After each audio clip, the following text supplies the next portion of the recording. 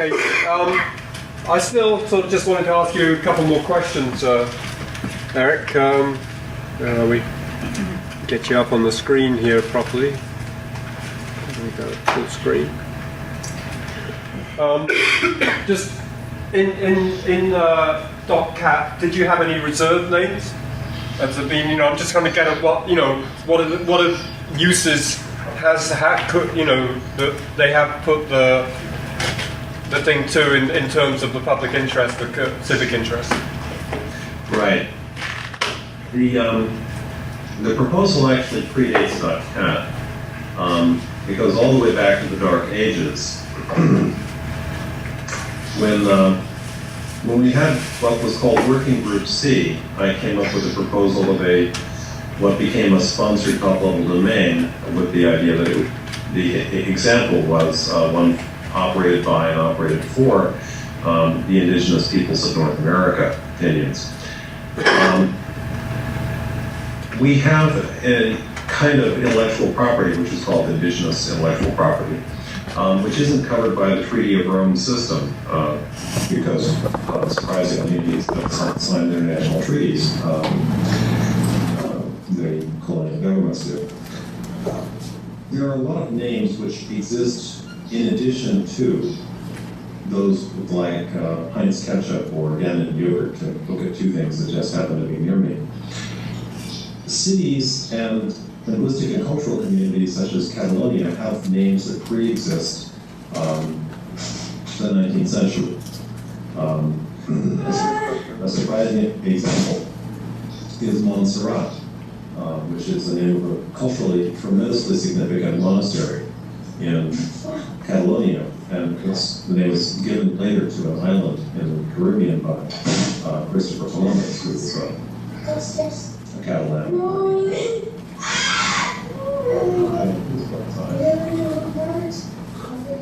Please go outside.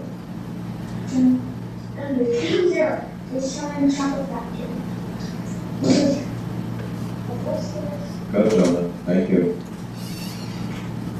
So, the general principle is there are names which predate trademarks. The Statue of Liberty presumably has a name which is not trademarked. There are lots of things in New York, there are lots of things in Catalonia which pre-exist marks. And our problem was to create a system which gave preference to linguistic and cultural property prior to opening up the registry for foreign interests such as copyright holders. So this goes back to the Cherokee question, who gets it? Do Indians have an interest in their own names, or does the first person with $6 manage to pick up the name in particular? So yes, there were reserved names, but more fundamental than that, the intellectual property of the cultural and linguistic community that we call Catalan had precedence over the international trademark community of buyers that chose to register their domains in a .cat registry. So government and cultural institutions came first, then corporate institutions, then another class of corporate institutions or businesses, and then finally general registration is available. So you did that on a time-based period? There was a certain time when each could come in? Yes, so the most senior rights, which are the rights of the city itself, or in this case, the linguistic and cultural community of Catalonia, those are the most senior rights. These go back to the 10th century. Then the 19th century rights of trademark holders under the Treaty of Paris system, they came next. Was there a time limit on how did they have to, like the cultural had to, yes. were given 1 month and then the next people were given a month, or how? Right. They were given blocks of time because they couldn't just hold things open arbitrarily. Yeah. Okay. Right, so... I have a question, Julie. I understand that you're not a lawyer, but this whole issue of intellectual property is one that fascinates me and I think is very important in terms of New York City and New York City retaining its rights. I think of former Mayor Koch, who when he was mayor, he used to say, "How am I doing?" that's a kind of like a linguistic New York thing. And I was just wondering how, that's an example of something that, is that going to, how does that figure into what the Internet Society is trying to do, or doesn't? I almost heard everything you said. I think you said that Mayor Koch used to say things like, how you doing? Yes, she's talking about unique New York turns of phrase and so on. And right, turns of phrase.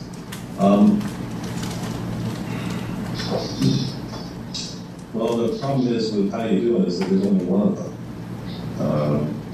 That's the awkwardness. How am I doing? Yes. I think which was a trademark phrase of Koch.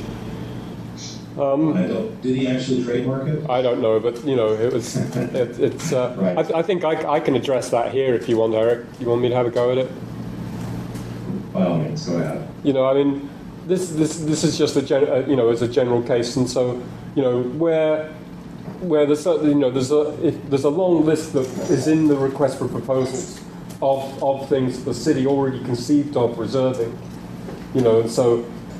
The question I was trying to get at with Eric was, are there any practical applications, where we've seen where a city has taken a reserve name and used it, then after that, you're in a kind of like first come, first served, and then there is a standard dispute process within ICANN. So if you believe that you have someone else has taken a name that you have a right for, you can just go to that process, and the same thing would happen in this case. It's called the UDRP process. So, I think that for the city to reserve, turns of phrase that a local dialect is actually not a practical thing, but to say, which is something which Tom is going to address in a bit, which was like, say, neighborhood names, so that someone could take.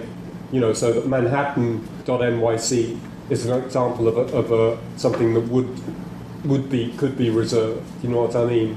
Or even to the extent, when you come down to like the real discussion is what happens when you say something like hotels.NYC, because that could be considered to be quite a valuable property as a portal to hotels, or would it, or would it be better to put it somehow in the public interest, and then who would manage that?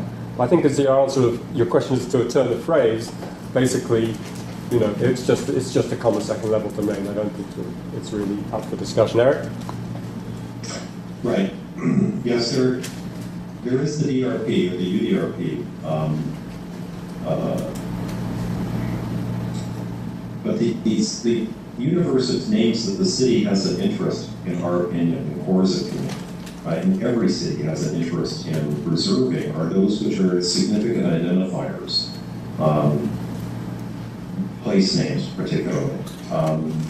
When I was in China 10 years ago, then working for Newstar, which is probably another competitive bidder here, as their fingerprints are all over the RFP itself as its author, so it would be very surprising if they were the bidder also. But while I was in Beijing working with the Chinese Network Information Center, they disclosed to us that they wanted to reserve the names of all political persons. So Mao Zedong's name and Deng Xiaoping's name, these were all names that could not be used by anyone. So that was not so much of a place name reservation system as it was a historical figure or political figure reservation system. And you might want to make sure that no one gets Ed Koch's name except Ed Koch. Was that Gail asking that question?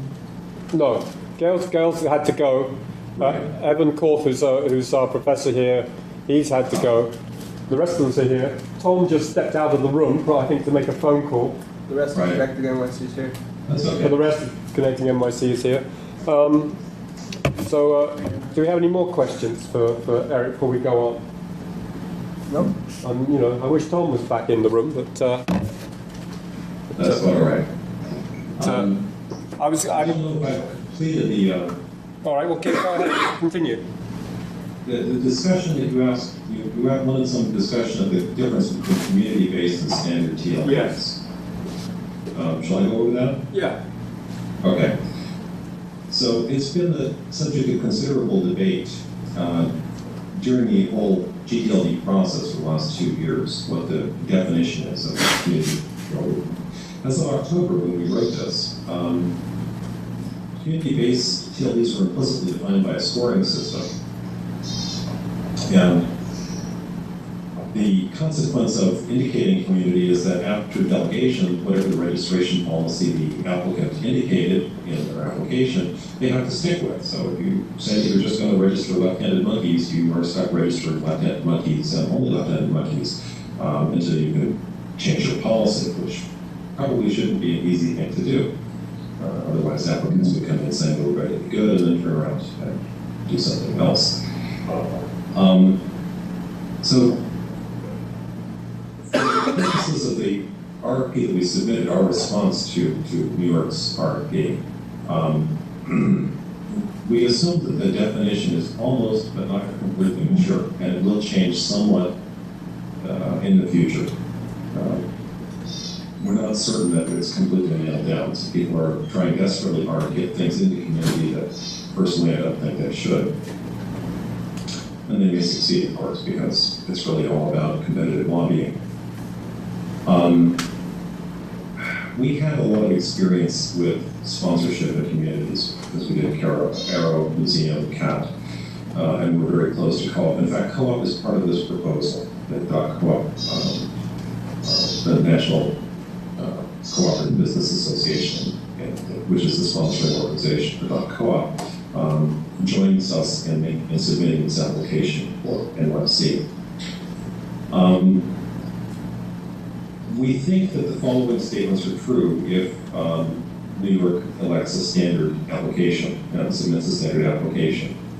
That it cannot claim any kind of community priority, that is any intellectual property right other than Treaty of Rome intellectual property rights in the case of contention. So you wouldn't be able to cite common usage, community usage, how you doing would have no standing whatsoever. And many other things would have no standing whatsoever. You just be stuck with registered trademarks. You could also not have a community-based policy, any commitments towards ICANN. And the registry would be strictly subject to ICANN's governance and would not enjoy any special delegation or policy-making authority. If it submits a community-based application, which is what we urge it to do, then the city could claim community priority in the case of any kind of contention. Basically, you could make up reasonable rules and enforce them rather than going to the UDRP for trademark as the only way to solve contention issues. You could make, or the city could make credible commitments to ICANN that NYC's policymaking will be based upon and be accountable to the Internet Community of New York, as opposed to accountable to no one. And finally, you would enjoy, or the city would enjoy, the delegation of its policymaking authority. So presumably the mayor's office wouldn't have to be dotting every I and crossing every T, but could delegate its authority to the operator of the registry. That's the arrangement which we have found agreeable to the city of Barcelona and to the city of Paris. Of course, until ICANN allows us to turn these things on, we really don't know how it works, but we think it will work. Do you have an application in for Paris as well, in Barcelona? We have a contract with the city of Paris. Yep. We at AFNIC, the operator of the .fr National Register. We have a contract with the city of Barcelona. We have a contract with a private party called .zone for the city of Berlin, and the city of Berlin has issued a letter of non-objection to that proposal. But we don't have any applications in because no one has any applications in. Right. I can not accept applications until some point in the future. Yeah. But that's, that unlike NYC where there's a competitive process, you just went straight in, no one else was trying, or there was no process like it? Oh no, we won a competitive bid in Paris and we won a competitive bid in Barcelona. With Berlin, it was not a competitive bid. We were selected by the the private party. So, oddly enough, we were competing against New Star for the city of Paris, and we won that bid. Congratulations. That's it. Thank you. And I've forgotten who else we were competing against in Barcelona. That was. I'm sorry that Gail couldn't remember the names of the two people that had lobbied her. You know, I would have been interested to know. But it shows that their lobbying wasn't that effective if she can't remember. Yeah, I suppose a lobbyists should actually cause his or her clients' names to be remembered. Do you feel that the do it kind of like insisting that everybody put in both the standard and the community application were kind of like really pushing it, that they should have just said you can put in either or both? I didn't hear the conclusion of your sentence. Do you feel that do it was kind of like overstepping by insisting on both a standard and a commercial, from everybody, that they should have just given you the choice of putting in one or the other, or, No, actually, when I first read the do it application, I thought, put a bunch of lame, well, I shouldn't say what I thought. But as I read it and reread it, and as I read the addenda that came out later, I gained much more respect for the authors of the city-authored portion of the RFP, because portion of the RFP is clearly written by New Star because they used my material from 10 years ago. I know what I wrote. In asking us to consider seriously both alternatives, they made us think seriously about, and we actually would not have realized that there was more money to be made in a community-based application than in a standard application. That is, that we could pull in the business licenses as a form of intellectual property, or as creating a third or fourth cohort of registrants prior to general availability. And I'm sure that everyone who has a business license would prefer to have their domain name and their business license rather than just have their business license and someone else have the domain name. So they have the same interests as trademark holders. They just don't have trademarks, they've got business licenses. We never would have thought of that. And it wouldn't have occurred to us, although we did know it, that community-based means you have a abuse-free zone. And the long-term costs of operating an abuse-free zone are actually lower than the long-term costs of operating a standard zone, which attracts abuse. So it wasn't a mistake of doing it to cause us to seriously the two types that ICANN allows us in this round of applications. Where Do It makes some mistakes was in insisting that we provide them with 7 or 8 copies of everything we've ever written. We responded to the 2001 round, the 2003 round, the 2004 round, and 8 copies of everything we've done, aside from killing an absurd number of trees, even when printed on recyclable paper. I think you told me a week ago that, Vito had told you that there was too much to read or something. Self-inflicted injury. Yes. But the point is, I've been doing this business now for longer than just about anyone. So let me pat myself on the back and say I'm really, really smart. If I had that paperwork dumped on me, I don't know if I didn't know what I already know, that I could ever discover by looking at it just how bad things were for some of the applicants in 2001. I wouldn't know from looking at it that .biz nearly failed. I wouldn't know from looking at it that .info would have failed if it hadn't got .org as a secondary source of income. I wouldn't know just how crappy things were.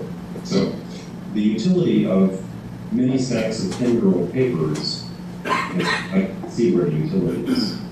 I couldn't figure it out by looking at it. How in the hell are a bunch of people who've never seen the inside of this business ever going to figure anything out from looking at a decade of old paper? So that's one thing that you could have done without, was insisting that they have the complete applications from the prior rounds, because they now probably have the world's largest collection of ICANN applications.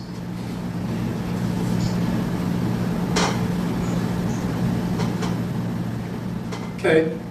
Well, should we get on and look at the videos now? I don't know if you want to dare, live stream to look at it, or. Live stream is impossible. I've tried with both Mozilla and. Okay. Well, if you just listen to the audio, you'll get the idea, I'm sure. Great. So I'm going to get on to that.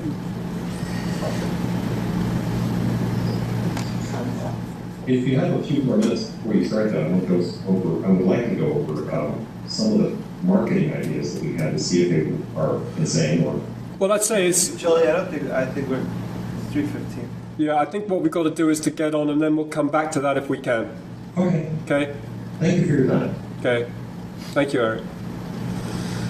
Okay. Let's see if...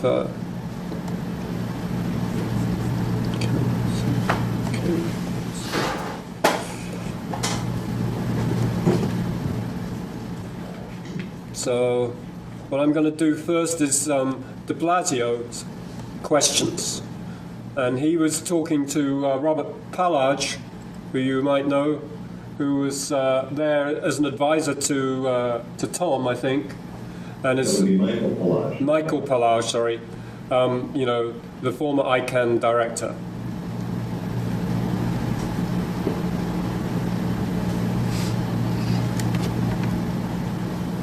Are you happening? And Councilman Blasio has questions? Thank you very much. First of all, thank you, Chair Brewer. I think this is an important topic, and I want to put my name on your resolution.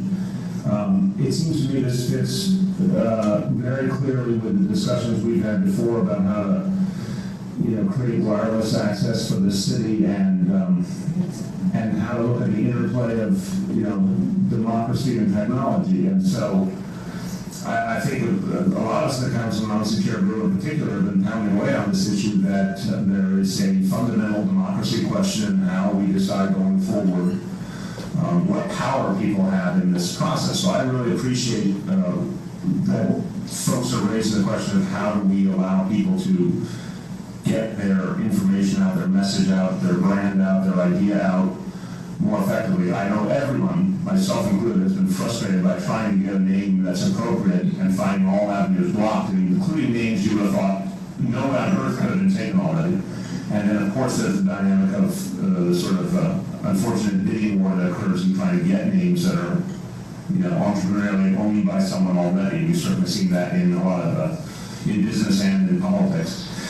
So I guess I want to key in on the question of who should take the lead. And you talk about, I don't know who put this in their testimony about raising specifically the money questions and the entity question, but I'm very intrigued by the notion of the city directly doing this. And again, I think it keeps into a lot of what Gail's been talking about in terms of wiring the city and using the Philadelphia example one thing or another. So I want to ask it this way: why shouldn't the city of New York step in and control .NYC and create an equitable fashion for allocating ownership of each name?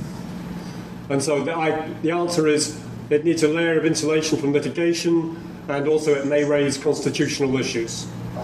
Okay, that's just make the counterpoint and ask you to comment, and I'll preface by saying I think in this last month or two, we've been given probably in my lifetime the most profound lesson on why the government has to play a role, a mediating role in public life and in the economy. And I'm sort of at a point personally very unapologetic now about saying I have no longer any doubt about government as the arbiter, because I don't trust the private sector to do it. And I think the stock market situation just kind of, to me, makes that point so clearly across the board. So you could say, well, you set up a nonprofit, I understand it, but I still fear that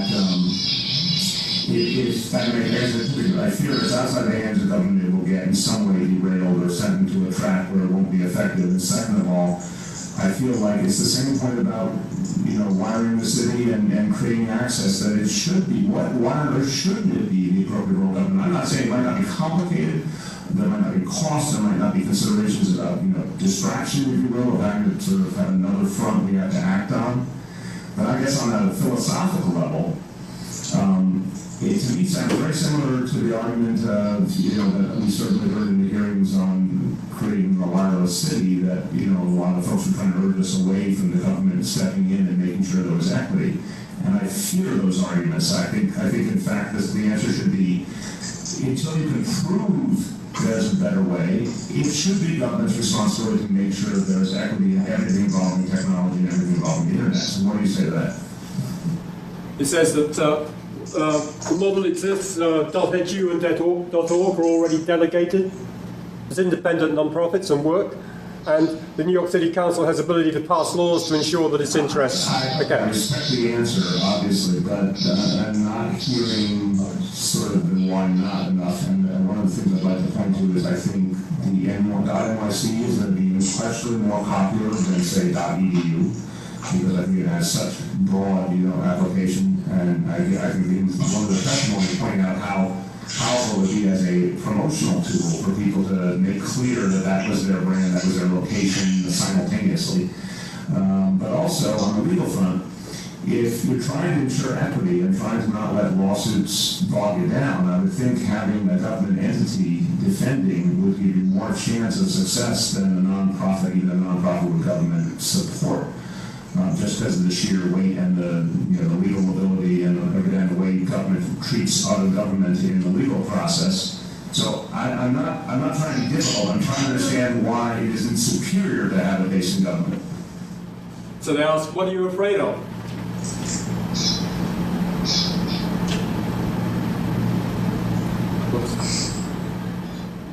We see a growing skew in everything about the internet along the lines of money and resources. As I said, you want a name that's a perfect name for you, you're going to have to pay for it, and then immediately take and pay if someone else has grabbed it entrepreneurially and then will sell it to the highest bidder, which is happening rampantly. And that would be true, obviously, if you came up with .NYC and instantly have people running all over trying to grab all the good names. And I think what it means is it kind of goes against, again, everything that Gail and this committee's been talking about equity and access. And so if you keep repeating the pattern we've had up to now, which although I appreciate the history and it's government sponsored in a sense, it still seems to me to slowly but surely fall into the worst habits of the private sector, where it becomes about who has the most resources, who has the most lawyers, et cetera, et cetera. So I don't know why I said this is the same answer I gave before, that the model exists. I don't want to prolong it, I'll just say this. I appreciate your answers very much. The fundamental question, I think, look, we've had a very strange national situation in the last 8 years in terms of civil liberties, in terms of information flow, things, and you'll see where this goes. I mean, one of the things that really grabs me is for decades and decades and decades, it was assumed that the media would show you the tragedy of the bodies of soldiers returning to this country, and then somehow it was blacked out when this particular war in Iraq began, and it's never happened. So what that says to me is, something to be well established as a concept of freedom of information and journalistic practice, and suddenly it can be compromised, which means anything can be compromised. Now we have to be a conspiracy theorist to realize how, money and power and everything else can change the flow of information. That being said, when this committee started talking about ensuring real access, you saw all sorts of people come out who were trying to inhibit the notion of the city playing a role in doing that. And all sorts of fears raised, even though there's examples of other cities playing a very aggressive and effective role. My fear is whenever you take it a few steps away from our immediate ability to control and oversee it, it gets lost in the confusion of things. It's harder to affect change. Yeah, you could have people on a board, but that's still several steps. You could identify a problem and then get to a solution and move a solution through an indirect process, whereas there's something under our direct oversight. In my opinion, there's more chance of at least getting a public debate on it. So I don't want to belabor. I'm just trying to give you a flavor of why, to me, when I hear this particular vein, I see a lot of things in society going the wrong way in terms of democratic process and freedom of information. So on this one, I'd say, how do we put a higher level of guarantee, and can you do that if it's not directly overseen by a legislative body? And the response is ICANN now requires community approval for geo-based GLTs.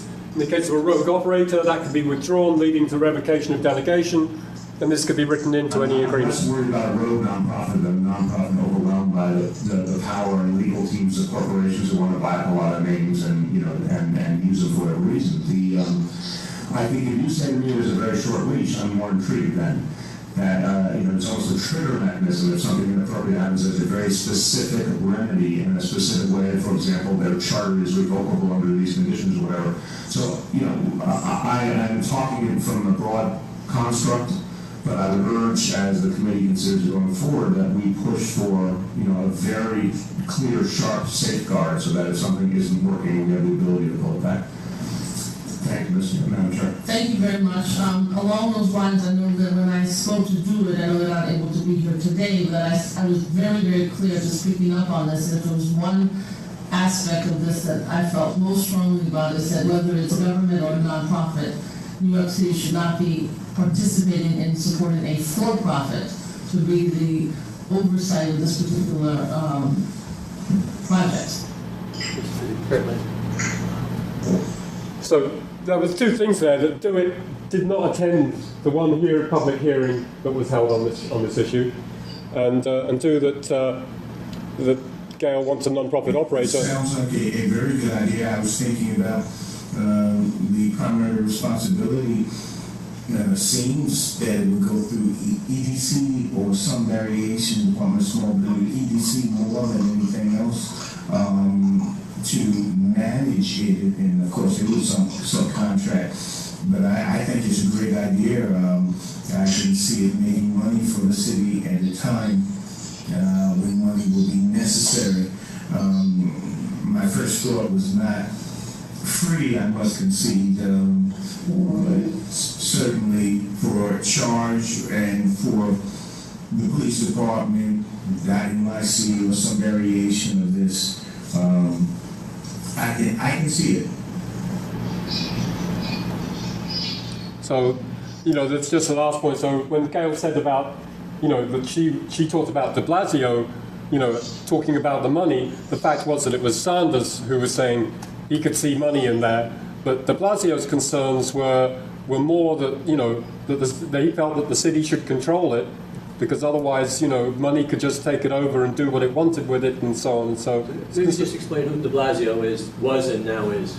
And de Blasio at that time was a member of the Council Tech Committee, but he is now the public advocate of the city, which means that if the mayor gets run over by a subway car, he becomes mayor. So, you know, and he is the person that is, you know, elected to take care of, you know, to make sure that the public interest is there. Okay, so, and he raised, I thought, a couple of interesting points. Yeah, maybe Eric could turn off his mic. Hey, maybe you could turn off your mic, Eric, so we don't have to listen to your birds. It took me a while to figure out what that was. I didn't figure out myself. Took it. Yeah. And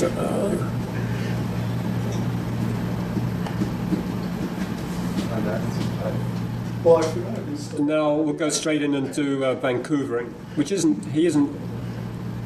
It's going to be. And this was after we listened to Paul Garin, and I'll just mention, you know, Paul Garin just out of context. That Paul Garin was a guy who decided that he'd start his own domain name system basically back in the early 90s. A very smart guy, and he applied for .NYC in the 2000 round. Am I right?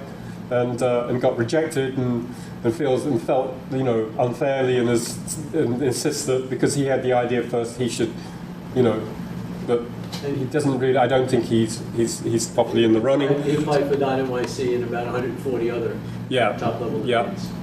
So then we get to Vancouver. Not all over the board, generic, Everything. Every good one that you'd want. And Corinne is next. Welcome. Thank you. Thank you, Councilor Brewer, and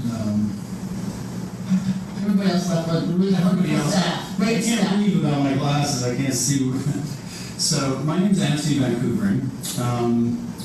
I've been a New Yorker for over 30 years, and I've been working to create a .NYC since the year 2000. I bring with me Davidson Golden, who's been advising me on how best to... We know him, we like him. Good. That's good. Make this good for New Yorkers. New York one, yes. Right. And I've been meeting many times with Tom Lowenhaupt in an effort to bring our two plans together. As you heard earlier, ICANN is about to authorize new top-level domains, finally fulfilling its mission. That's what it was created for. And I know that because I chaired a meeting that created ICANN's General Assembly, which is the place that people come to talk about. My partner, Bill Semick, was there as well. We've both been working in the domain name industry since 1997. Combined, we've started 5 country code top-level domains, and Bill has pioneered a public-private, profit, not-for-profit model for geographically based top-level domains that's been copied worldwide and has brought free internet access to an entire country. He's a board member of .Asia as well. Personally, I've started 3 different domain name companies and sold them to publicly traded companies, and that's my experience mostly.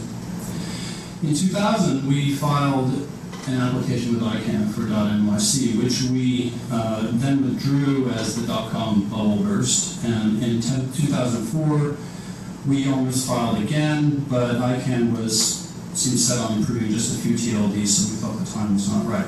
But now, we have London, Paris, Boston, Berlin, Chicago, Hamburg, Munich, Toronto, Tokyo, Barcelona, Portland, all going to apply for a new top-level domain. So New York must not be left behind. It is a global city, and it needs to assume its proper rank in that list. So after 10 years, the time is right. But there's a risk. .travel didn't work. .aero didn't work. .museum didn't work. .pro didn't work. Why? Because very few people had ever heard of these TLDs, because they were tangled up in bad rules and policy, and because they weren't administered well. And we cannot afford that with .NYC. For .NYC to succeed, people need to know about it. That will not happen all by itself. It needs a real marketing campaign, an awareness campaign. People need to know that it exists, they need to know how to get it, and they need to know how they can use it. And it also needs to be run professionally and competently. And this will require an investment. We estimate in the millions of dollars, especially for the marketing side. Build it and they will come is just not a good business model for a new top-level domain. .NYC needs to be responsive to the needs of New York and New Yorkers. The community partner model that we've pioneered is now used worldwide. It works well. A generous percentage of profits are taken off the top and given to a not-for-profit group who has the understanding of how to disperse it and the authority from the city to disperse it where the community needs it. It's not our job to decide that. That leaves the operating company to focus on, with its expertise, on making .NYC work.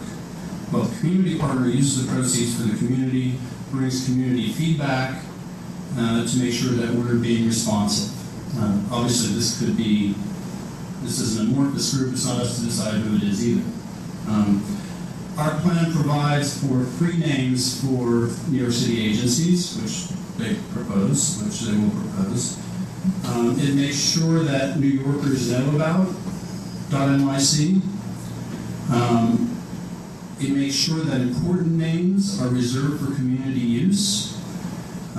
It makes sure that New Yorkers get a first crack at the good names. Our plan does not require that this city put up any money. In fact, we generate money for the city. Our plan discourages the warehousing of domain names through stipulations for use. Our plan fights spam, phishing, and other illegal activities. With our plan, .NYC will be a professional, well-run, and responsive organization. As you pointed out, ICANN is a public-private partnership, and we believe that this model works for .NYC as well. We have a detailed presentation that we're happy to make available to any interested party, and we're happy to meet with you as well.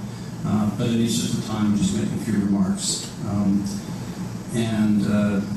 again, thank you, Tom, for doing this, and it's an effort we've been involved in for a long time, and we hope it goes forward. Thank you very much.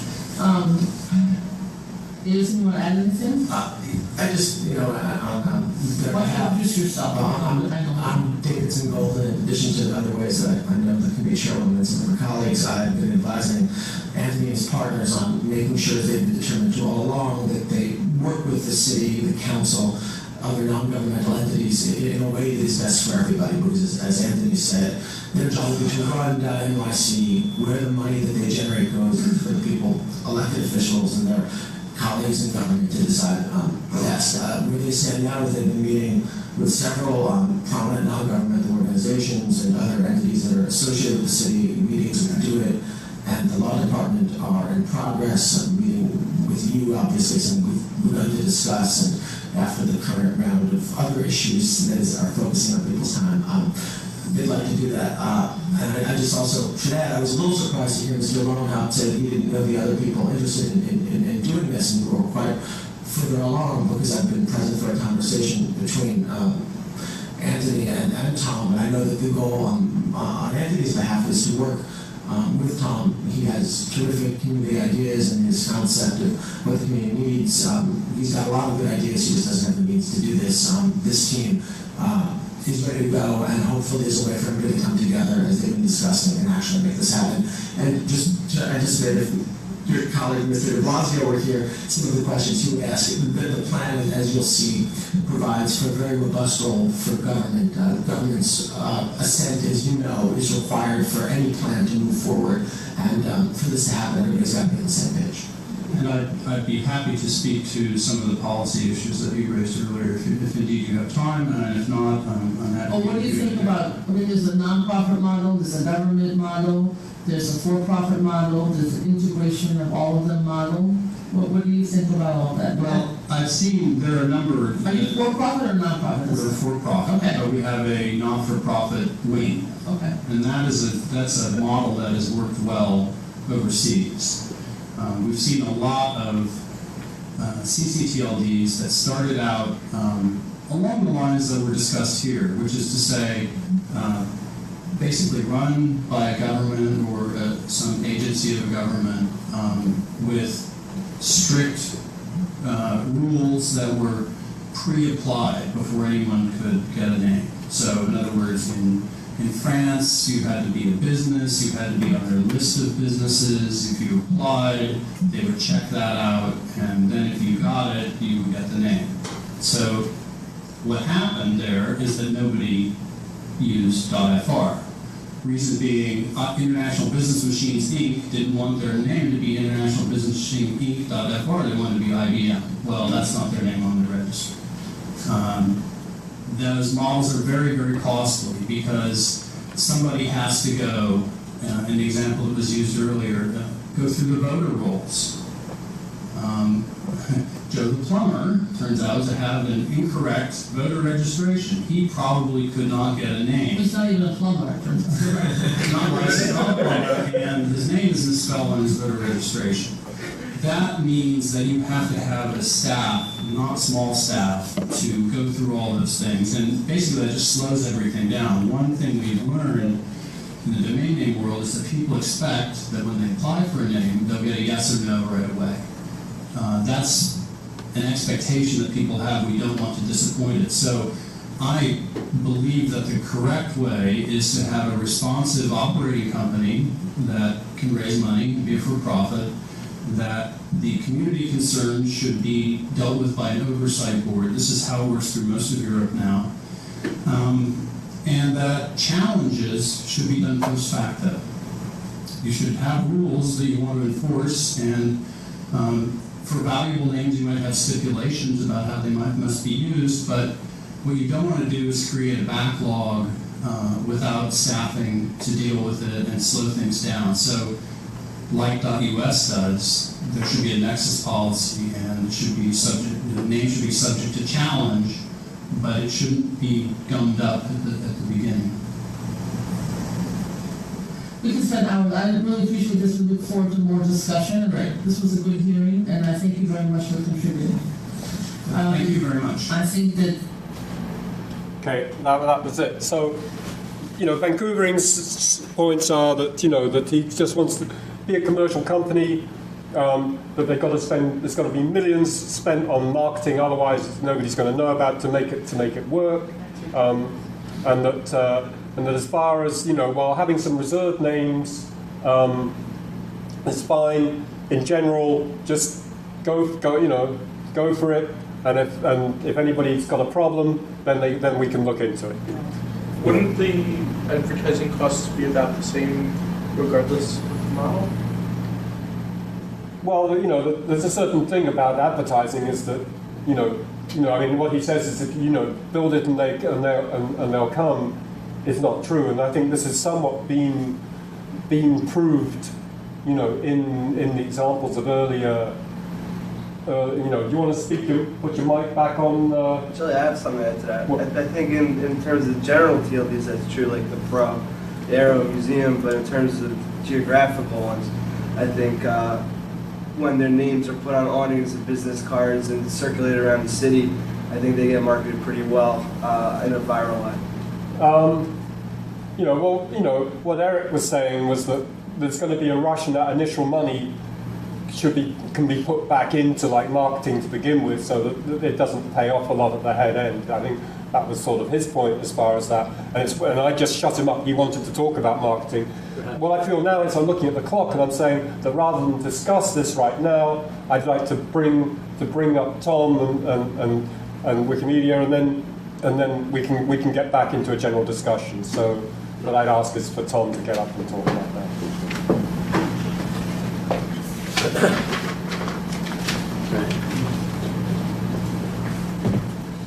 I guess it's a good place to stand. I have. I'd like first just to thank the Internet Society and Jolie and Lou for putting this event together. This is really fantastic. It's really a wonderful and difficult thing to organize. And Saturday afternoons are not the best time to do something like this, especially on a beautiful day. So. Everybody's sacrifice for coming here was really good, and especially Gail. I was delighted to hear Gail talk about how she's going to engage the city council in the process, and I think that's really the essence of what's really needed on this, is that we need to have a way for the public to get engaged through the city council or eventually through the process itself of operating and seeing how the TLD is operated in the long term. And I think that's the difference between what we advocate for in terms of the .NYC. I think our operation, our thought on the process is that this is, first of all, it's a public resource, that this is something that belongs to the people of New York City. And frequently we do a lot of things through our government, that we elect a government structure to deliver certain services and such. But in the case of .NYC, we need to figure out exactly what's the best way to design this. This is an entirely new infrastructure for our city that has incredible implications for the years ahead. And I don't think it's been really thought through. And one of the things that I've been very frustrated by over the years is our operation, the nature of our operation is we've operated on a wiki. When we got into this, maybe I should provide just a little bit of background, but when we got into this in 2001, it was a community board, and we recognized that one of the problems we have with local government in New York City or operating communities is a lack of local communication. That there is virtually no communication in the local areas in New York City. So I give an example of Terre Haute, Indiana, where I went to college for a while. And in Terre Haute, the city of about 100,000 people, they had 2 television stations, 8 radio stations, and a daily newspaper addressing the needs of those 100,000 people. In Community Board 3, where we passed this resolution in 2001, we had 175,000 people, not a single radio station, not a single television station, nor a single daily newspaper addressing the needs of all of those people. I mean, in New York City, we communicate with the world very well. We communicate with the 17 million people in the region. But when it comes down to finding out what's the problem down the street, how to plug up a pothole or address a local issue, we have no local means to communicate. So one of the reasons that we passed Community Board 3, one of the local governance bodies in New York City, while I was a member of it in 2001, and we passed something called an Internet Empowerment Resolution, pardon me, calling for the City of New York to acquire .NYC, was to address these local communication needs. So, and as we went forward, we saw that there was really very little involvement by the city government in this. Our proposal called for, or our resolution called for city government or a public interest organization to apply for .NYC. And when 2005 came around and it seemed possible that ICANN was going to actually get ready to issue a city TLD, people encouraged me to get involved in the process. And I went around to the city again and said, city government, you guys should do this. And they had other things on their agenda.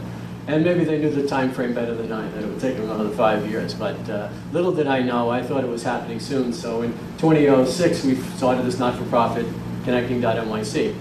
And what we decided to do at the time, because nobody in the world knew what a city TLD was about, we decided that we really wanted to put together a whole bunch of information that would be useful to everybody in New York, that allows them to get involved with the process.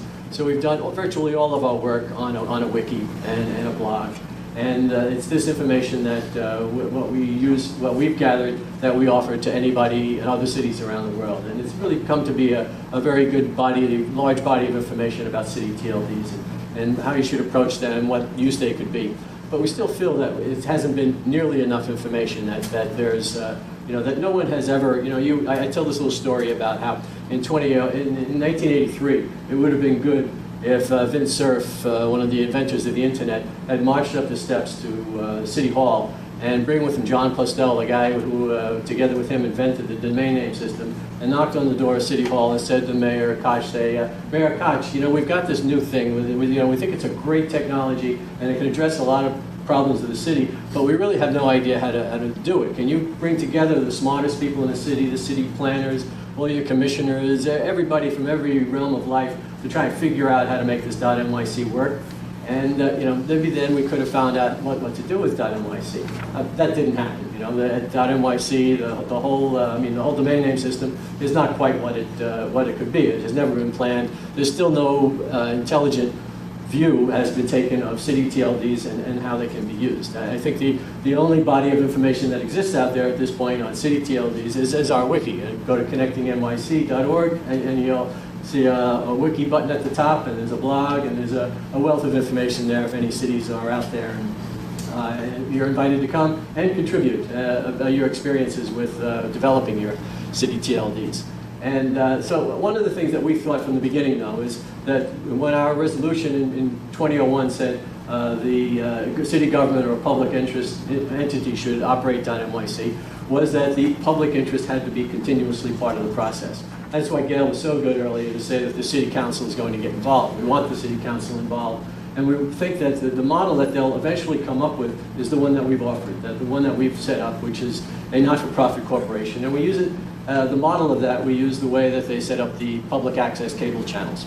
In the early 80s, they were setting up public access channels in the city when cable TV was first coming along. They set aside 3 or 4 different channels, and they said, well, these are going to be the people's channels. They're going to be able to put whatever they have on the cable TV, and all of a sudden they started to think about the governance of it.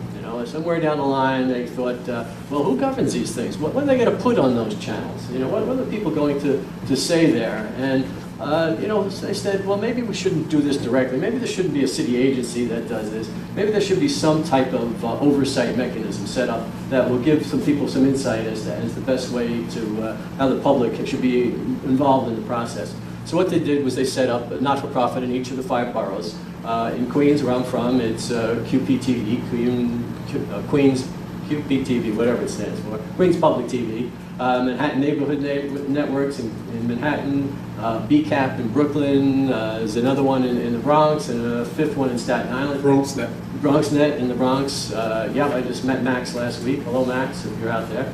And each of these entities has a not-for-profit set up to operate these channels, and they take all the headaches from the public. If someone comes along and puts on lousy programming, they go and knock on the door of QPTV and say, "Boy, that programming is lousy." Well, that programming is great, but there are certain First Amendment issues involved. There are certain risque things that go on there that the mayor doesn't want someone coming up to his door, knocking on the door, and saying, "My God, I saw a breast on TV last night. My kids are dying." So they put up this buffer between themselves and the and the public, and I think that served the public access channels well. And that's what we think will ultimately be the decision of the city with regard to the .NYC. We think that the city will think that the way to do it is to I see we have how do you do it? That we have a mechanism set up that's worked for the public access channels and that will work for .NYC. So one of the things, you know, we have a lot to talk about, and someone has come along today. We have let me tell you about one of my favorite domain names that personally. I'll tell you about two. I'll take a couple of minutes. The one particular domain name, just to show how this has not been worked out properly, was that, or thoughtfully enough, is that there was a recent contest in the city, something called the Mines in the Gutter proposal. Mines in the Gutter. What they were trying to figure out was how to deal with the stormwater in New York City. If anybody's local here in New York City, we have our two sewer systems that are tied together, so that when you flush a toilet or when the rain comes down, it goes through the same pipes. And typically it's all right. When it's not raining, it's a fine proposition that the water goes through the pipes and goes to a plant, it's processed, and I don't know what they do with it, but it's a reasonable way to handle these things. But when it rains, the rain comes down, goes down the sewer, and washes this right out to the bay and the ocean, and it really pollutes this stuff. And the city's in a lot of trouble. The federal government has said, listen, 1972 we passed the Clean Water Act saying, you know, clean up the water in the city. You guys haven't done it yet. And last year before, the city submitted a plan to the federal government that said, okay, this is what we're going to do. We're going to find some way to clean this water. And if we don't do it, we're going to build these two plants, and it's going to cost $2.3 billion. But we're going to do it. You know, we're going to finally comply with the law, and we're going to clean that water.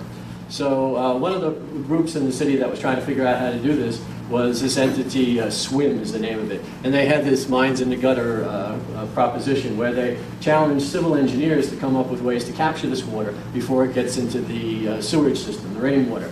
So the idea was that when the rain falls on the sidewalk or the street and would be heading towards the sewer down the corner, that they put some type of gratings there so that it goes down into the ground soil, or that it's held in big barrels underneath the ground, or some way to stop it from going into the sewer and wiping all of that sewerage from your toilets right out into the bay. So we thought about this for a while, and we said, geez, you know, we're not civil engineers, but maybe this is a software engineering solution for that. And that's what we came up with, and that's what this Flushing community is. I live near Flushing Bay. And what we proposed to do was change Flushing Bay from its current dirty state after a rainfall into a nice, pristine, clean, beautiful bay. And the way we would do that would be to give a name to every toilet bowl in the city. And I'm running out of time on this one domain name, but the summary of it is that by developing the toilets.nyc domain name, that we think that you could conceivably not have to build these two plants, these $2.3 billion plants, that by community action, that the city could save $2.3 billion by developing the toilets.nyc domain name.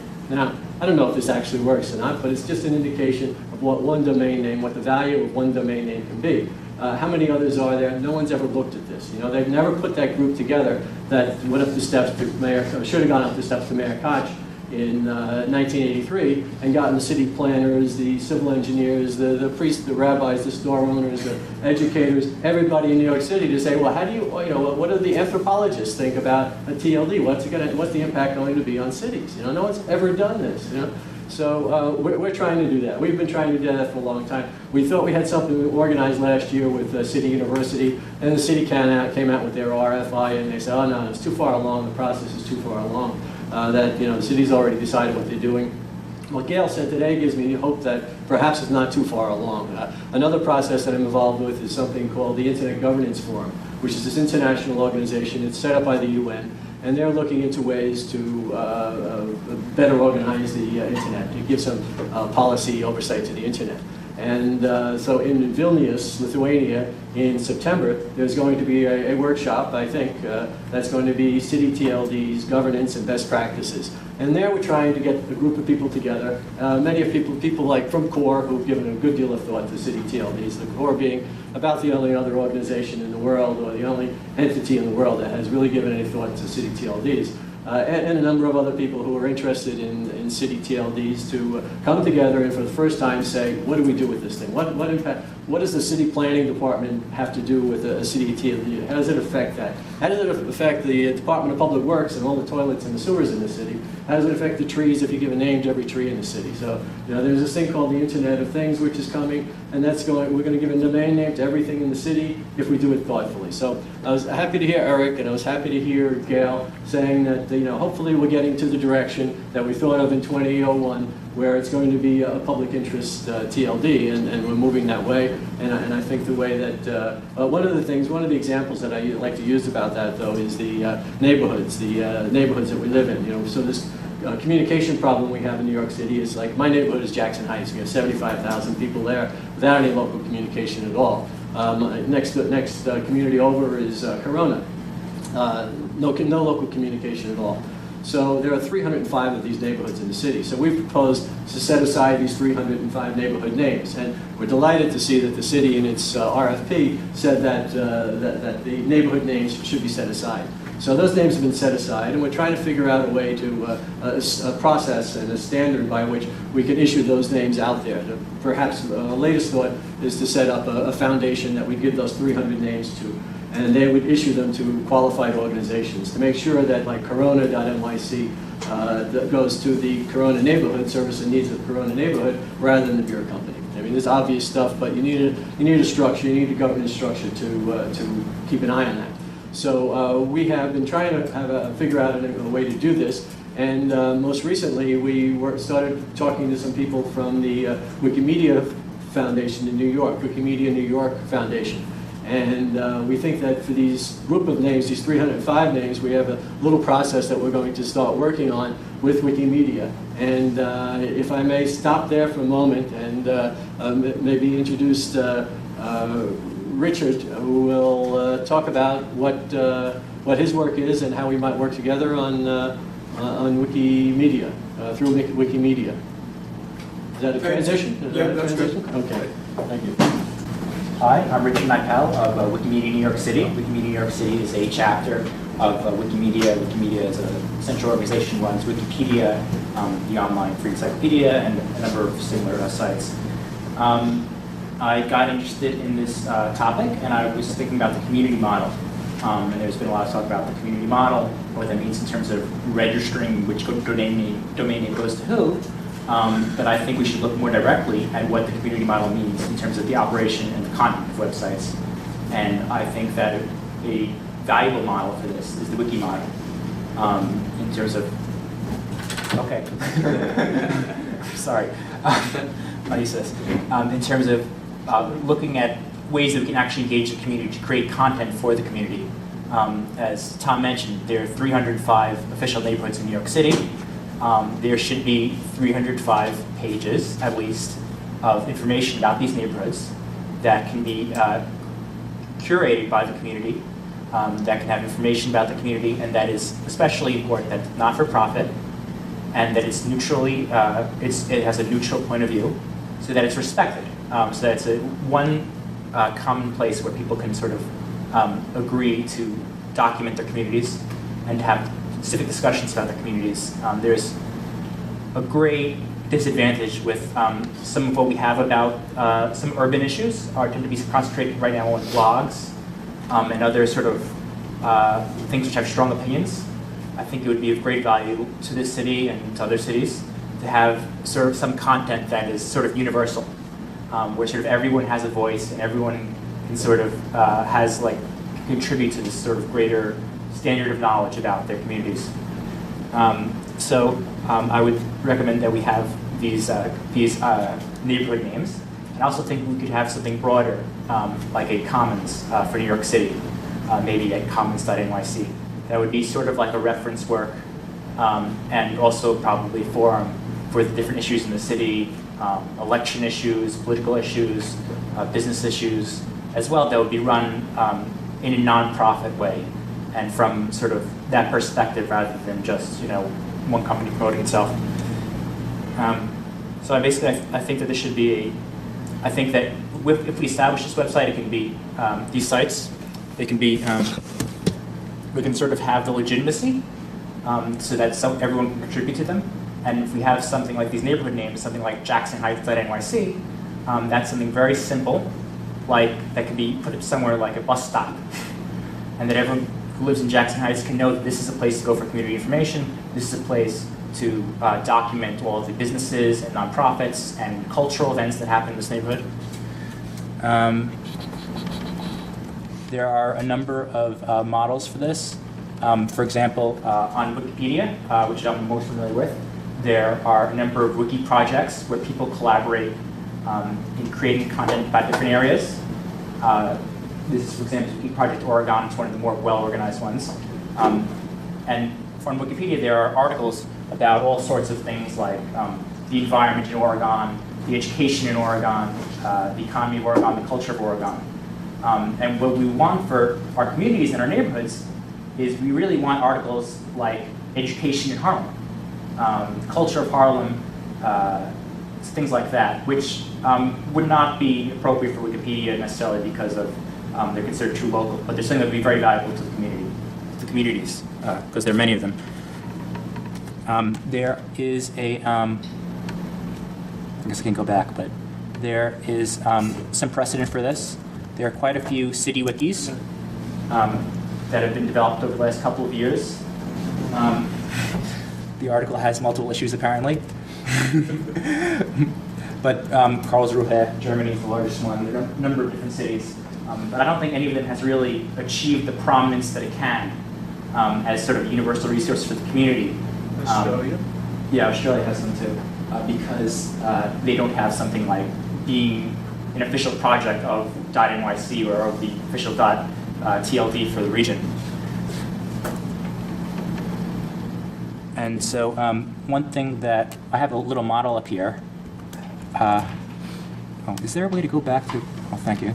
Yeah, I see this little. So we have a brief prototype on Wikiversity, which is one of the other projects of the Wikimedia Foundation that has a little bit of a broader remit. So we have a model of what these neighborhood pages might look like. Just very quick prototype I did.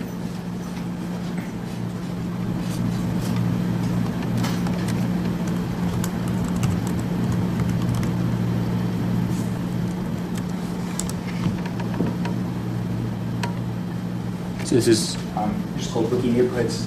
I'm just saying that it's a place for civic connections, both documenting the neighborhoods and possibly also having some forum-like features that would be in addition to the wiki, so people can sort of make discussions of issues in the neighborhoods, maybe have discussions of proposals of things that change and improve, and just so. And as a something simple, I think we probably start out with very simple articles. Sort of like Wikipedia articles on things like culture, economy, education, environment. These are sort of, so they would be community resources for the, all these different communities. And I think that they wouldn't necessarily be separate websites actually.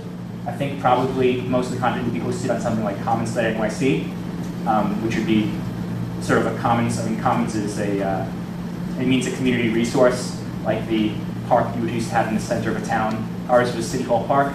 Where sort of it was open to the whole community and everyone contributed to it. And I think we deserve something like a City Hall Park in New York City in the 21st century. Yeah, and there are all sorts of advantages and tools that could be used with this. One very obvious tool is OpenStreetMap. It's known as the Wiki World Map, and it has a user-edited map of all the cities of the world that is improved and updated on a regular basis.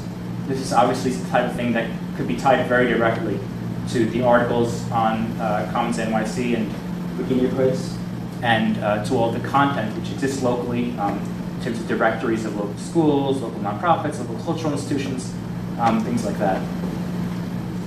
So I think that as a whole, we want to think not just this TLD stuff and the technical way that these names are assigned, but we really want to think about their uses and real community uses that are really based in the community. And I think if we develop something like this, I think it can be something that can engage the broad populace And this could be even something that we reach out to people at libraries with CUNY, City University of New York. I think there's a really good way to engage the public that has not been possible before, that we can have if we put .NYC in a community direction. Thanks. Just one second. I just want to mention, just to stick on neighborhoods for the moment. It was a, being a neighborhood guy, I thought it was just a particularly good area to focus on and make the point about how important the neighborhood names are. And we worked last year with Hunter College with their graduate school in urban affairs, and they did this most wonderful study for us about neighborhoods. They really went out and did a research on 4 different neighborhoods in the city, and it's available on our wiki if anybody wants to find out what the results of their research was. So I'll give it over to Jolie at this point. Thank you. Sorry. Okay. Well, first thing, as you mentioned, that there was, we heard from Wikimedia Australia's guy about this. There is a project in one town there, which is what they call a local heritage wiki. And this is the thing, is that the difference between, first thing is that we all know that Wikipedia is a very effective system. It seems like it wouldn't work, anybody can write it, but in fact it's a self-regulating system and it's a good way. Now, with Wikipedia, it's an encyclopedia, and it's by the constrictions that are, things have to be encyclopedic, they've got to be notable, they've got to be sourced and all this kind of thing. But when it comes to a neighborhood wiki, this wouldn't necessarily need to be at all. Anybody could write, basically anything they want, and it is, and then other people can come along and sort of garden around to make borders around it and so on and so on. So that's not a thing, and you're not restricted. So the deli down the corner could write. You could have a list of all the delis in the area, and the deli could each have a page, and they could do on what their specials are this week, and who won at Lotto and whatever, and and meanwhile you can put it, people can have somewhere to put on community history. I watched an interview with Jimmy Wales actually just this week that was on Business Insider, and he talked about they were saying to him, even on Wikia, which is where they have individual wikis on all kinds of subjects, like there's one on Lost, the TV show, and he says, well, we've got a little bit of stuff, but do you ever pay for content? We've never paid for content. And the fact is that the only time when they figured out and they did start trying to pay for content, then they'd actually screwed up, because people start saying, well, what can I write about that'll make money that I can get paid for? Where as soon as you take that away, then people write about what they're interested in, and so that's what works. And when Tom originally started talking about these ideas of neighborhood wikis, I went to a meeting and we had a lot of discussion about it, about, well, who was going to run it, and there'd be a different one in every city, and I was, should we make a template so that everybody has a template? Should we have a board that overlooks it, that sort of goes, well, and you can see that in one area it might be some totally commercial piece of rubbish that was taken over by porn people or something, another one it could, so there was, and I must admit that for me, when I considered this Wikimedia proposal for the neighborhoods, it made a lot of sense for me, and even, I have to admit, to me, it makes a lot of sense for the entire top-level domain. If you just dedicated the top-level domain to that and nothing else, and said, the hell with the millions of dollars, and we're just going to put this in to make it, our own Wikipedia for New York City, and that's what the top-level domain is for. That's a good idea to me. I would like to put that out to the vote for the people and say, do we like this? And see, before, other alternatives. So that's what I have to say to it. I'd ask you, so how do you resolve the idea of the commons? I mean, you know that within the Wikipedia community, you've got English Wikipedia, French Wikipedia, but they all are quite autonomous. They don't really share content between them unless people port it over. How would you deal with having a commons and the idea of there being separate, each community kind of owning its own? How would you syndicate between the communities and these kind of questions? Well, I think that for something like New York City, obviously having an autonomous, communities aren't entirely autonomous. There are a lot of issues that go across different neighborhoods and that go across the city as a whole. And so, I mean, just technically, you might want to one wiki rather than 305 wikis, and make the sort of 305 names be more like portals. Like we have a number of portals on Wikipedia to different topics, which say sort of the news from that region or that topic area. I understand how to do this in WordPress. You know what I mean? Where you could have WordPress multi-user, and by tagging things, you can move things into common spaces. You know what I mean? But I've not understood how you do this within a Wikimedia structure. Yeah, I mean, you would think of it like. Could you do it through categories? Yes, you can do it through categories. There are many ways of grouping neighborhoods together and grouping, obviously, for example, say some cultural institution like the Brooklyn Museum, right? That in one way it's part of one neighborhood, in one way it serves all of Brooklyn, in one way it serves the whole city. And those are all kind of discussions you want to have and sort of contexts you want to consider if you're thinking about, say, proposals for a way that you can educate the public. I'm coming at this more from the content side. You understand? Yeah. So I'm struggling a little bit with how the commons, general commons, the wide commons fits into like the local idea. But the local idea makes, I mean, you could have one that is, the common, your idea of commons.nyc plus all the neighborhoods, I think makes sense to me. But it's something that could be sorted out. But to me, it's a very, exciting idea, and it's an idea that adds up and makes sense, and it's simple, and that it's something as an application. And I wonder if Eric is still with us. Let me just mess around here. Yeah. Yeah. Through the miracle of synchronicity, of course, my children have just returned. Okay. Did you just hear the recent? Did you just hear the Wikimedia discussion right there? Yes, I did. I heard that. I heard Tom before that, and I heard the tape of Anthony before that, and I heard the tape of Michael Plage before that. Okay. Did you hear me just saying that I thought it was a good idea if we just made the thing just one big Wikipedia for the top level domain, just one big Wikipedia for the city, and ignored all the other applications? Well, yes, I did. And I was wondering. Would you like to shoot that down? The pharmaceuticals that. You'd like some of what I'm on, huh? Yes. I'll have a double bong full of that, please.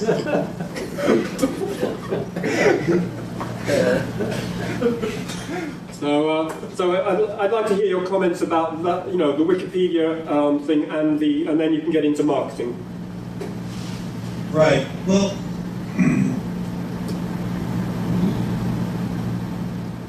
We have, going a little bit back, because I want to stick to the Wikipedia notion, but it really arises from locality. You're discussing the issue of locality, which Tom started with when he started discussing neighborhoods, and then continuing with that about the content of the application that is tied to this particular class of names. In the the policy proposal that I'll be sending to you all, which is what we sent to the city already as part of our response, we have what we call the namespace mandate, where basically the names actually mean something, and they should be allocated with some thought about their meaning, which tends to include the community names within the notion of a namespace and its meaning. But Wiki is an application. It has the delightful property, as you pointed out, that apparently it's not being used badly, although there are some Republican operatives who have taken to decorating the pages about their employers so that they look better than they might otherwise. So by and large, it's wonderful. It just has a few exceptions. But it's just an application. So when we were in the New Delhi meeting, and in the Cairo meeting also, I was talking to people from places where basically there aren't computers. There are cell phones, but there are no computers to speak of. And example of Nigeria was quite interesting because with some 50 or so million people, they have about 8,000 computers. And 10 years ago, the density of cell phones in the country was very low. Now it's about 1 person in 3 or 1 person in 2. So these are universes where the sources of information actually are going to be from restricted sized applications, restricted sized devices. You can't keep the idea that computers are going to be used to create the content that people in Nigeria are going to be reading on their cell phones. 20,000 computers just can't create all the content. So content is going to be created by cell phones and also read on cell phones. That gets us to thinking about what application should be providing to registrants so that they can easily use their restricted size devices to create information on the net associated with their domain name. And I go back to Wiki being just an application. So if we have a relationship with that network, with the communication service provider, the telephone company, then every one of their registrants, every one of their customers, when they go and register a domain name and become one of our customers, they get an instance of an application that works well with a restricted size device. A mini wiki, a mini blog, a mini something. Then we provision people with the ability to write stuff that fits the technology that's available. Now, in New York, of course, there are computers, many more computers than in Nigeria, many times over. But the proposition that we have has still has use in New York. That is, we should be thinking about how we deliver the most effective means to registrants to use domain names, their domain names. And providing them with the wiki is one application that would be, it's very well known, and so the uptake would be fairly good. Providing them with an instance of WordPress would also be fairly well known and easily uptaken. So I hope that answers your question about just using a wiki, but I suspect it didn't. Not quite.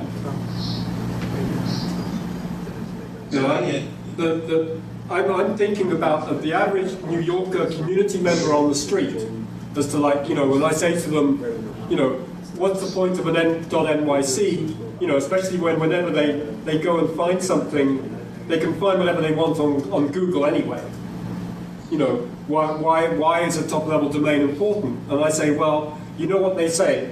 Location, location, location.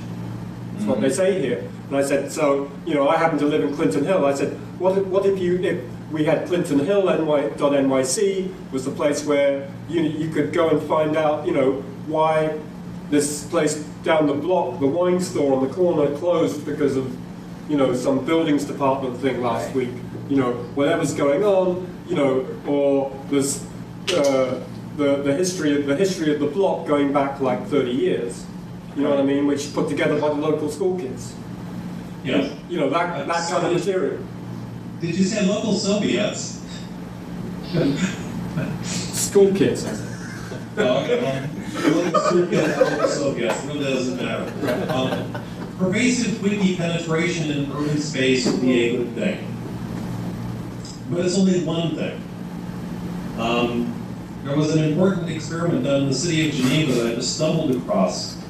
Basically, it was people taking a camera and taking pictures and handing it off to other people. And eventually the camera would upload the pictures that was taken. So people were walking around photographing things which they thought were reasonable to photograph. Well, that creates a series of fairly boring photographs, but some of them are quite important for being photographs of places. And I realized that if this person who was carrying the camera, if all the persons carrying the cameras were restricted to wheelchairs, we'd very quickly have a map of the things that are in the way that impede the progress of the person who are mobility challenged. Right. And that's not a wiki kind of thing, that's a different kind of application, but it should be pervasive in the city. Curb cuts should have names. Thank you. If I may just make before you go on, just to clarify with the neighborhoods and the wiki, I think that it's I think it's worth trying, and I think that my point was that we're looking forward to working with the Wikimedia people because we think it's a good way to gather information, and it's an experiment. I think the whole city TLD is in a period of experimentation, and I think the wiki is a fantastic way to gather information, and I'm hoping, and I think right now that it works with .nyc, but it's cities should be experimenting at this point. That's what we've been into for a long time, and that's what we're continuing to do with Wikimedia. In addition to linked data, public sectors, etc. And when we had the curb cuts on our blog, we really do feel that's a main component of city planning.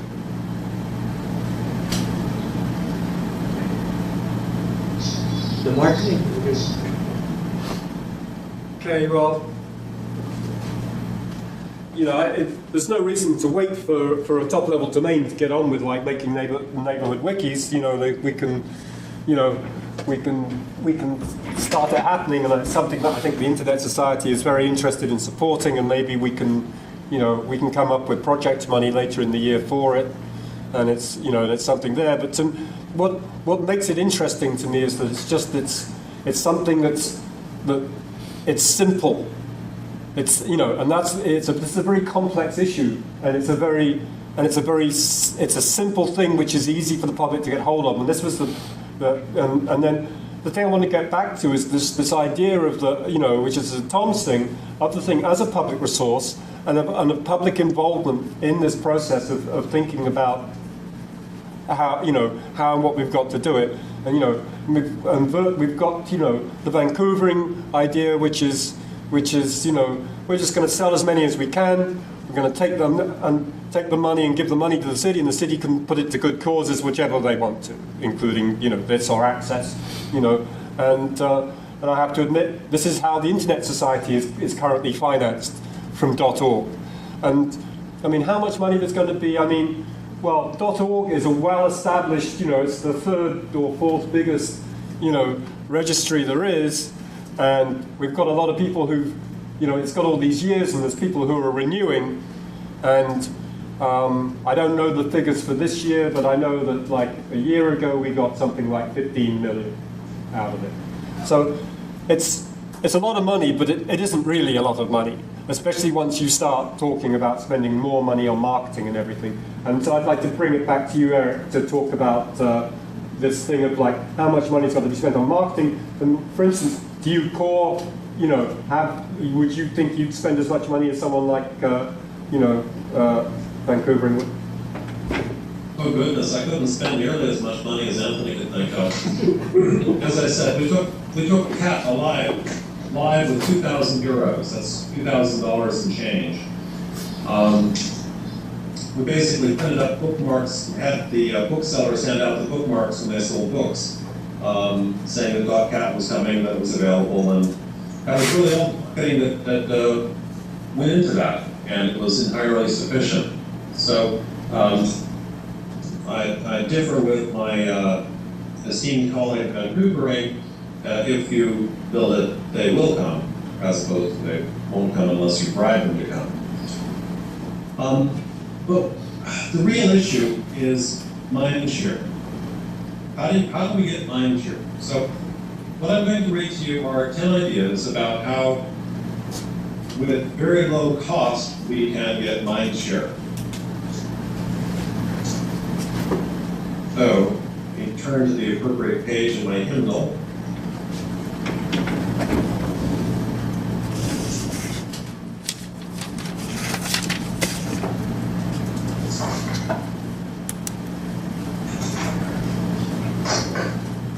So, does everyone know what gift cards are?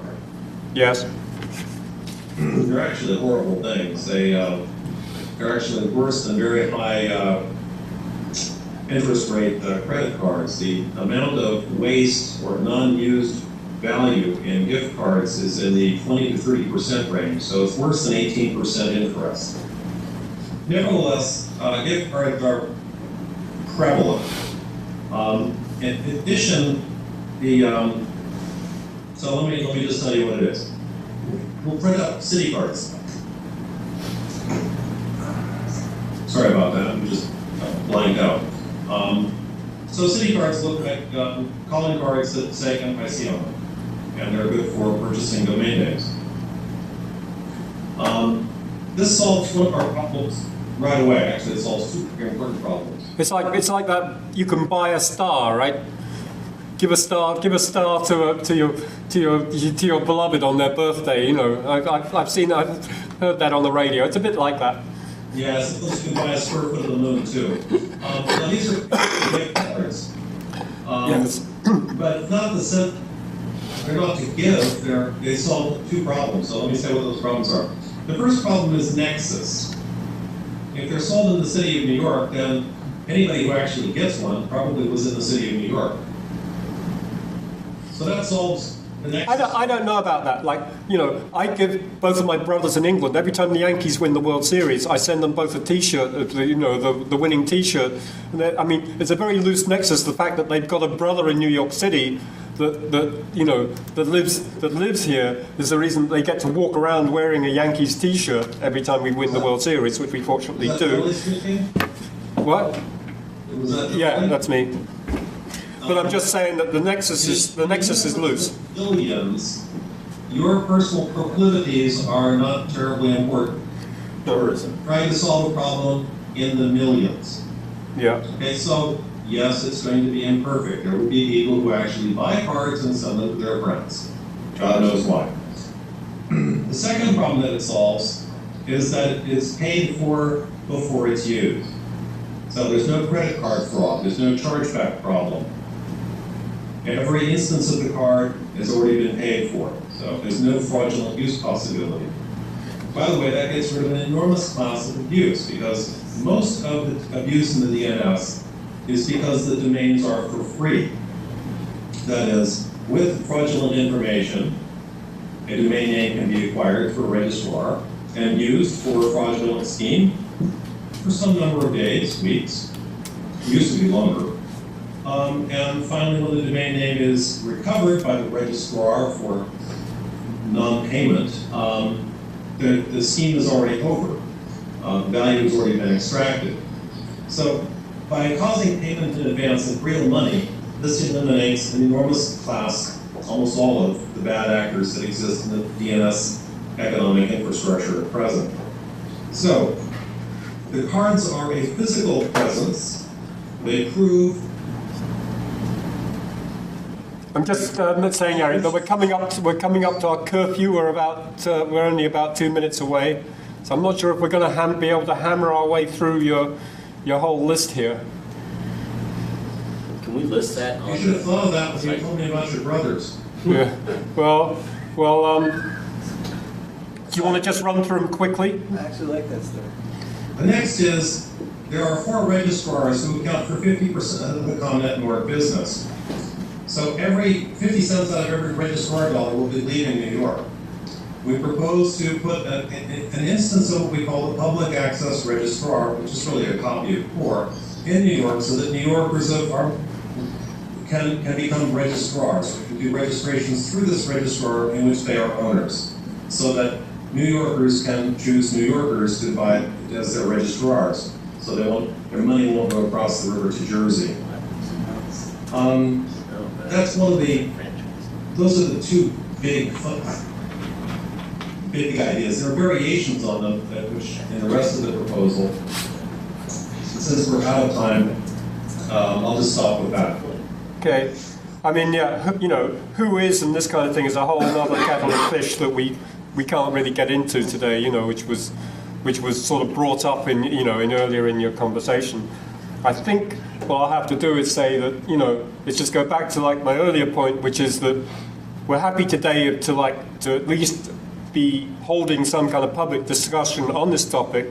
I'd like to thank you, Eric, for, both, catalyzing it in the first place, and participating today against all odds. And go back to our point, which is that we hope that the effect of it will be to give Gail a lever to pull on DoIT to at least consider more public process, public involvement in the process as they go about deciding what to do with the .nyc top-level domain. Well, I'm glad to be patted on the back and all that, but I really would like you guys to do some work too. We need to continue to develop good ideas. Okay. And this goes well beyond whatever DoIT does. NYC is only one possible name for approximately 8 million people. There are the 5 boroughs of New York. Each one of them is a nameable thing. Each one of them has a population sufficient to support not just one, but several registries. So good ideas will find a venue. So the most important thing is to come up with good ideas. Okay. Can we leave it at that? Sure. Okay. Thank you.